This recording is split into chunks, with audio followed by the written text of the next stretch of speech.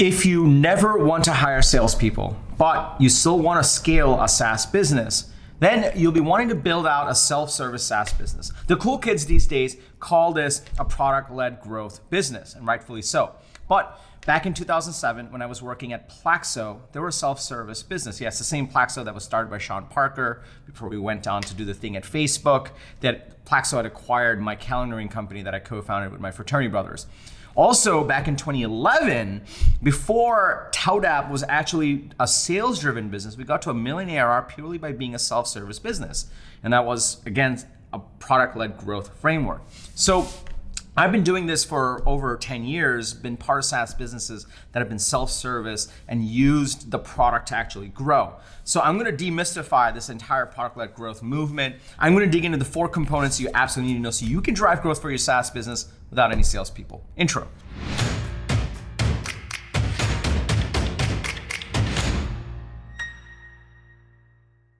What's up, everybody? Welcome to Unstoppable. I'm TK, and on this channel, I help SaaS founders like you grow your SaaS businesses faster with an unstoppable strategy. If you are new to this channel, I drop a video like this 3 times a week with the TK energy. So be sure to hit the subscribe button and that bell icon. That way you'll get notified every single time I drop an episode like this. Now, if you're already part of our community, our really fast growing community, so I'm really excited about that. Part of our community, if you're part of my SaaS go-to-market coaching program, welcome. It's really awesome to see you over here. Now, I remember one of the biggest, most contentious debates we ever had at ToutApp, especially across the leadership team, was when we were redoing our website. And there's this big debate about whether we have a talk to sales button on the new website or a start free trial button. Now, we had used the self-service model, our go-to-market strategy, to actually get to $1 million in ARR with like no salespeople. But we then realized, in my prior episode I talked about this, we then realized, hey, we can actually grow a lot faster if we move to a sales-driven model. Given our industry and what we were doing, we were a new category, that was the right move.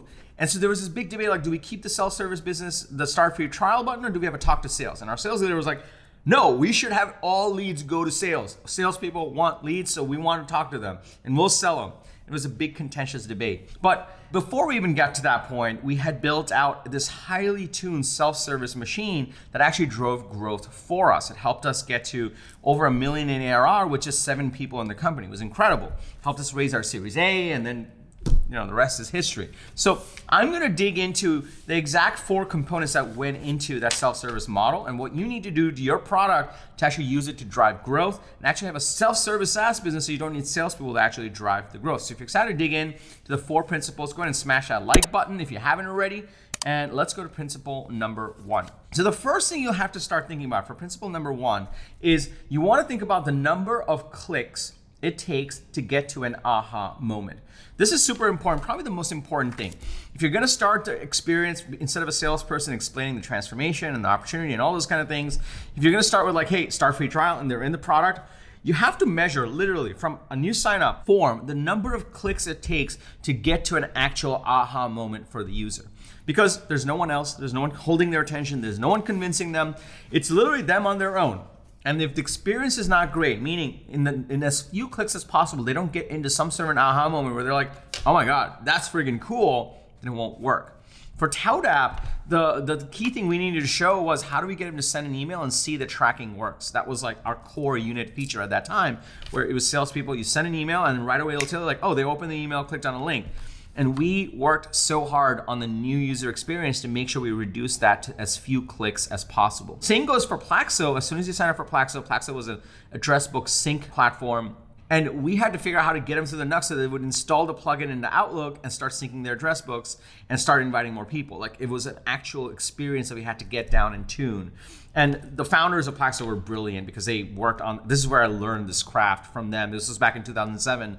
They were doing PLG, except we call it a self-service business. We were figuring out how to get the NUC so that it took as few clicks as possible to get to an aha moment. So that's number 1. You really have to figure that part out. Now, how do you know what is an aha moment? What is activation? Like that's probably for another video, and it kind of depends on your product, but it's the moment where a user can get some sort of value out of your product and say, oh, that's cool. How do I get more? And that's what you want to get them to in as few clicks as possible. Number two, the second step on this, if you're following this product-led growth framework, is you gotta figure out how you engage with the user to get them to keep coming back. Meaning they might get into the product and your biggest competitor is actually not your competitor. It's not another SaaS product. It's not even a spreadsheet.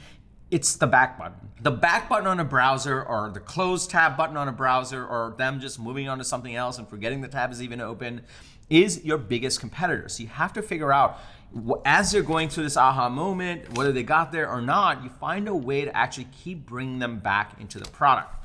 And this includes emailing them, sending them a text message, using an extension like a Chrome extension or an Outlook plugin. Those were the things that Plaxo used.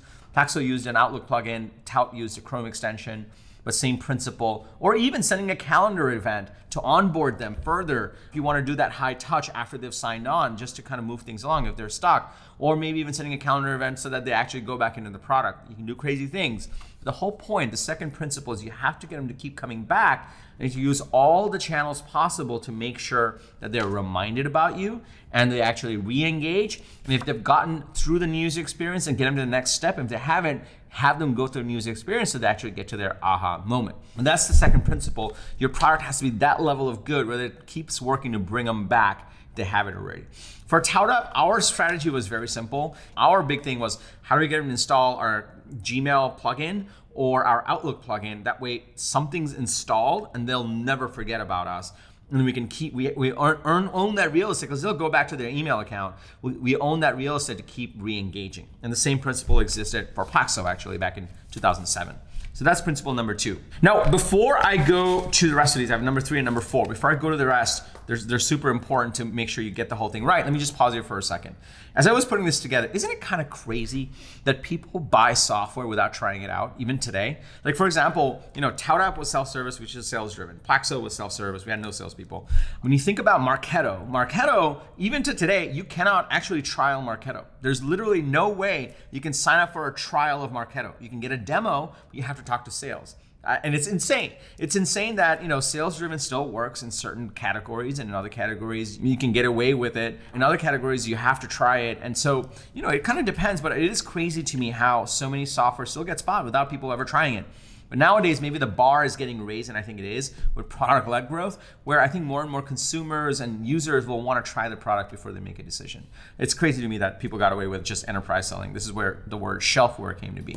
Anyway, I want to get to the rest of the principles, but also if you're trying to figure this out, you want to get the proper framework to follow for your SaaS product, whether it's product-led growth or sales-driven growth, and you want to make sure you have the right go-to-market machine, I invite you to check out my SaaS go-to-market coaching program. I'll tell you more about it at the end of this video. Let's go to principle number three. Principle number three is, how do you actually get them to pay, right? So assuming you got them to the aha moment and they were like, yep, I got it, this is awesome. And then you actually get them to keep coming back after the aha moment, keep using the product. At this point, they're activated and you're retaining them, right? Then it's like, there's no salesperson involved, so how do you ask them for money? And there's actually two stages to this. The first one is, how do you actually ask them to pay? The way we did it was kind of tied to number two. The way we did it was, as soon as you sign up for Tout, we would start to put you on an email drip along with the Chrome extension that was already installed. So the extension was already installed, and we would also email them. We would email them every 2 or 3 days, first to get them activated, and then to actually manage the 14-day trial that we had in our product initially. And so that's how we did it. In our email messaging, we would say, hey, you need to go do this next thing if they didn't do it already. And we would track all this in the product. We would track if they installed the extension, if they got to the aha moment. And if they didn't, we would actually reset the trial. There's so many SaaS products I've gotten into where I tried it and I kind of moved on. I didn't even activate. I didn't get to an aha moment. I literally just signed up and I'm like, I don't think this is it. And then I would start getting emails from them about, hey, your trial's over, you should pay. And it boggles my mind that people do that, because even on ToutUp, we would say, hey, first check if they've activated. If they haven't activated, send this email. If they have activated and they are actually coming back, then send this email. If they're not coming back, then send this email. If they're coming back and everything's good, then start the trial and tell them that the trial is running out. Otherwise, reset the trial. Because look, here's the thing. If I haven't activated in your account and I have a 14-day trial, that 14-day trial period should start once I've activated. That's it. Otherwise, No one ever is gonna be like, oh my God, I have 3 days left on the trial, I better start moving on it. No one does that, right? They don't even know what they signed up for anymore. So this is super important, where you have to manage how you get them to pay and be smart about it. First, focus on actually activating them, then retaining them, then think about, well, all right, how do we run the trial timer down and make sure that they convert to pay because they're getting enough value, and now's a good time to ask for money. And when you're doing that, you need to take them to a page and you actually need to reinforce the benefits. I remember the pricing page we took them to enter their credit card wasn't just a credit card thing. It was like, hey, by the way, here's everything that you're gonna get. Here's how much it is. Here's the real value you're getting. And by the way, if you want a bigger plan, you can switch to this. Like, there was some thought that went into that. Because a human being's not involved, you actually want to make sure they're getting everything they need. You're overcoming the objections, you're reinforcing the value, you're signing the price, and then you're taking their credit card. And by this time, they've activated and they're already kind of hooked on the product. The other thing you also want to think about, this is kind of a 3+ on this principle, is how do you actually get them to pay more? Ultimately, for a SaaS business, the most important thing is dollar retention rate, or net dollar retention rate. For that, what that means is each customer, as they keep using month after month after month, they spend more and more over time. And so part of the principle around this is, how do you put in upsells into the product so that they actually upgrade to higher plans? This is something we did at ToutApp, and we also had Plaxo Premium in there as well. So you would use the natural product, and there would be this one feature where you'd be like, hey, do you want to do this now that you've done this, this, and this? And they were like, yeah, I want to do this. And there'd be a button that says upgrade, and they would upgrade to a higher plan. It would be seamless. I'd get a text message saying, hey, so-and-so upgraded. It was like really cool, and those salespeople were involved. It was awesome. So you also want to think about how you drive up the net dollar retention rate by thinking about the upsells, and you want to bake that into the product as well as sort of little traps where you're like, hey, you did this and this. Do you want this now? Hit this button, then you'll turn on this feature. You just need to upgrade. And that way you'll see how the DRR drives it through that product as well, which is super, super powerful. And then the last piece of this, what really makes self-service businesses powerful, and I saw this at Plaxo, it was true at ToutApp back in 2007 and 2011, was that you also use the product to get them to refer to more people. That's number 4. How do you get them to invite friends or refer more people? For Plaxo, right in the new user experience, as you signed up, installed the plugin, kind of got to the aha, like, oh my God, everything's syncing, you'd say like, hey, do you want to send out an email to these 50 people and ask them for their latest addresses? And that's how they got the viral loop going. For ToutApp, we weren't trying to go outside the org. What we wanted to do was actually get more salespeople in that team to actually sign on. So what we would say is like, hey, you have this email template, it's working really well. Do you want to share this with your team members? And you would hit a button and you'd be able to invite some people in, and naturally more and more people would get invited. It'd be so cool to see how ToutApp spread virally within a sales team, which was really powerful. And that was really powerful because, number 4, how do you get them to invite? We actually baked that into the product. Once they actually activated, we were retaining them, then they paid. Then we said, hey, invite these people and we'll incentivize you. And that actually got it to spread. You can also get really creative on how you get it to spread. We knew, this was crazy, but it worked for us. We knew that salespeople that were using ToutApp were all clustered really close together, and they would sit next to each other. So one of the things we did was we had this thing called a live feed. It was like a pop-up window that you kept open all day. So whenever you sent emails, the tracking would show up in real time. And we knew that salespeople were competitive. So one thing we did was right on the live feed, we put a giant number right up top saying, you sent X emails today. Just the number of emails. And the number would go up and up and up. And so what we knew was, our thesis was, hey, salespeople, if you put a number in front of them, they're competitive, so they'll look at it and they'll compete. So salespeople look at that, they're like, you sent 80 emails today? And if they didn't have Tout, they would be like, how did you send 80 emails? Because Tout did it for them. And that would get them to spread in the physical world. And if there were two salespeople on Tout, they would be able to compete with each other and say, oh, you did 80, I did 79, I'm gonna catch up. And that got a viral effect going. It was through the product, but it was in their physical space. You can get really creative. It worked amazing for us. It was pretty cool. And so you can actually get pretty creative on how you actually get it to actually drive referrals and tell their friends to actually drive that growth around the product as well. To recap, these are my 4 most important components to have a self-service business, which is what we called it at Plaxo in 2007, ToutApp in 2011, and now the cool kids call it product-led growth. But it's all good. Number 1 is how do you actually get them to an aha moment? Number 2 is how do you actually engage with the user to keep them coming back? Number 3, How do you actually get them to pay? In two ways. One is the core payment and then actually upsells. And number 4 is how do you get them to refer?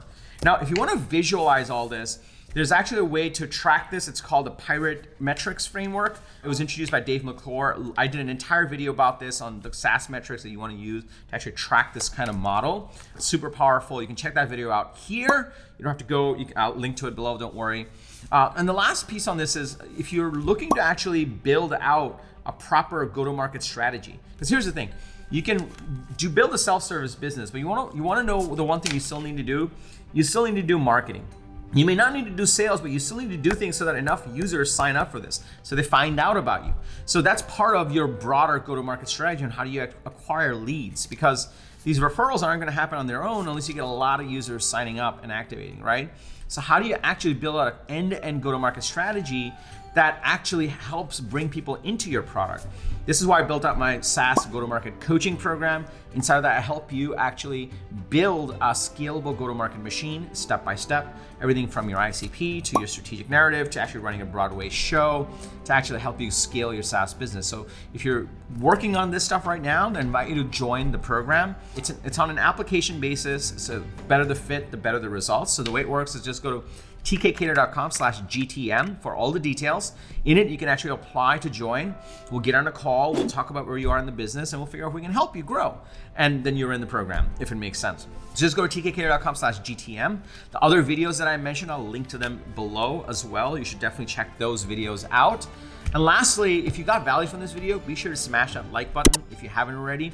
I drop a video like this with actionable strategies, with deep experience in actually building SaaS businesses for nearly 15 years in this channel. So be sure to the subscribe button and that bell icon so you get notified when I drop an episode. If you have a fellow co-founder, a team member, if you're part of a Slack group, please share this video. It'll mean the world to us. And lastly, remember, everyone needs a strategy for their life and their business, but when you are with us, yours is going to be unstoppable. I'm TK, and I'll see you in the next episode.